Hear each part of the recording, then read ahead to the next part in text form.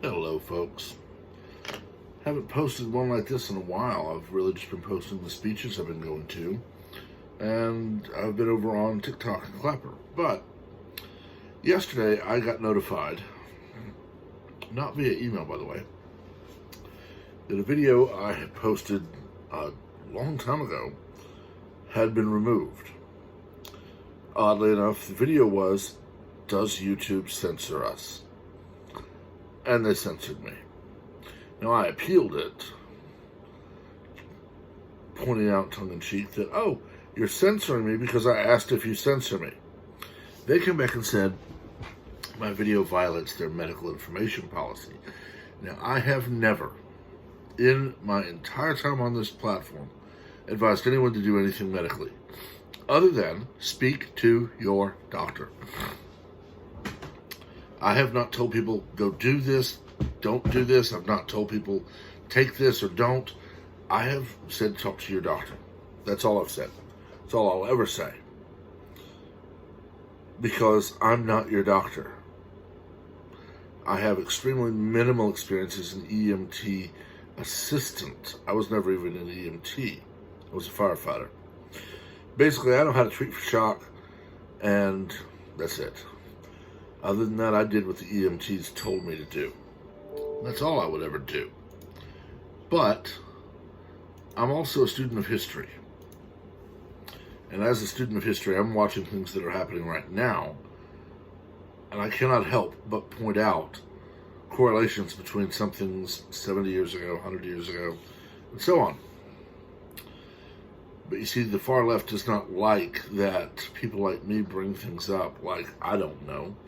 Tyrants throughout history have had zero empathy for the medical needs of those they rule.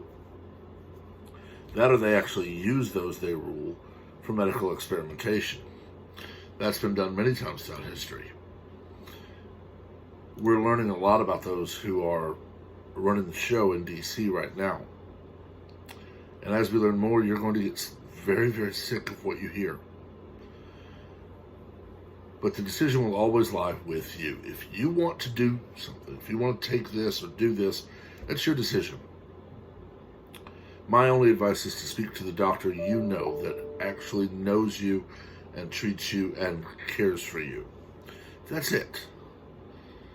If I tell you what I'm doing or not doing, that is in no way me saying, this is what you should do. What I find amazing is that, and I'm going to make a correlation, but we're not going to actually say this. If everyone in the United States was required by law or executive mandate to own a polyester hat, it was deemed that this was good for the country and society for everyone to own and always wear a polyester hat. And I told you, I am severely allergic to polyester. If I wear that, I'll get so sick I go to the hospital. I even proved it to you. Now, if I did that, and somebody said, you're violating our policy on information spreading, you're not allowed to tell people that, put on the hat. Would that be right? No, it wouldn't. There's a video going on TikTok right now that says, let's mandate that everyone in the country carry a firearm. It keeps people safe, and it just is good for society because criminals don't do what they normally do if they never know who might stop them. Oh, you don't want to? Doesn't matter. It's for everyone's safety. Just wear it so I feel safe.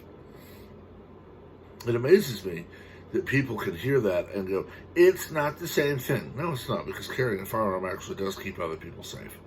But they have moved now from trolling and attacking others, people like me, who will tell you, I'm not able to do this certain thing because it will harm me. They've moved on from calling me every name in the book, demanding I be fired, demanding I be evicted from my home, even though I own it outright, demanding I lose my car, demanding that I be made homeless and penniless and unable to buy food until I obey them. And yes, I actually had someone tell me that I should be kicked out of my house, have my car taken from me, all my money taken from me, all my possessions taken from me, left to live in a refrigerator box under a bridge and starve to death because I won't do the one thing everybody on the left is screaming at me to do. And when I said, "You're welcome to try it," he claimed I threatened him. Now, I did get that one overturned because I said, well, my attorney has said, "You're welcome to try it," in response to his assertion that I should be assaulted, robbed, and left homeless is not a threat. And I provided a letter from my attorney citing case law. TikTok decided we're not going to mess with this one. But YouTube, I will bet, takes this down within a week.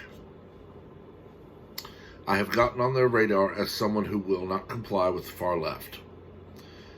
What's really sad is I remember when YouTube launched all those years ago, back before Google tried to get YouTube to buy them. YouTube was a bastion of freedom of speech. I can remember people saying they were being harassed by people reporting their videos just every single day, multiple times a day. And YouTube was watching the video and then flagging it, saying this is a mass report, this is a troll report, ignore it. Now, they've gone complete 180. Now their response is, oh, you got to report. We just ban. We don't watch the video. We just ban.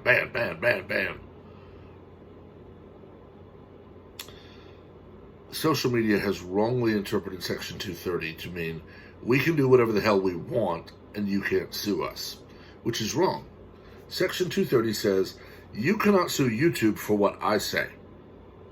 If I get on here and I tell you to, I don't know, here, buy this thing from me. It's the greatest thing on the planet. Everyone on this platform supports me. And you buy this and you hate it. You can't sue YouTube. You can sue me for false advertising, but you can't sue YouTube for what I say using their platform. Now, if YouTube does something to harass, censor, whatever, those are their actions. If YouTube makes a statement, that's their words. They are still responsible for their own words and their own statements and their own actions. And this is going to come back to bite them in the rear end. I just hope I'm able to be there when it happens. Y'all have a good day.